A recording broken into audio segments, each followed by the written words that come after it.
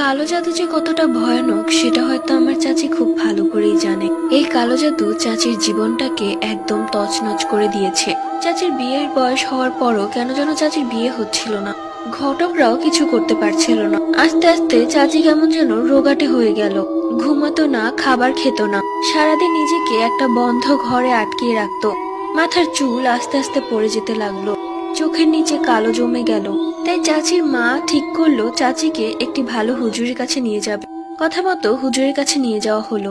হুজুর দেখে বলল, আপনার মেয়েকে কুমারী মেয়ের কবরের মাটি দিয়ে কালো জাদু করা হয়েছে, যাতে করে আপনার মেয়ে দিন দিন শুকিয়ে যেতে থাকে এবং তার যেন জীবনও বিয়ে না হয়। তখন চাচির মা জিজ্ঞেস করলো, এটা কে করেছে? হুজুর বলল, আমাকে একটা দিন সময় দিন, আমি বলছি। পরদিন সকালে আবারও চাচিকে নিয়ে চাচির মা সেই হুজুরের কাছে যায়। হুজুর জানায়, এটা আপনার আপন বোন করেছে। নিজের ছেলের সাথে বিয়ে না দিতে পেরে সে এমন করেছে।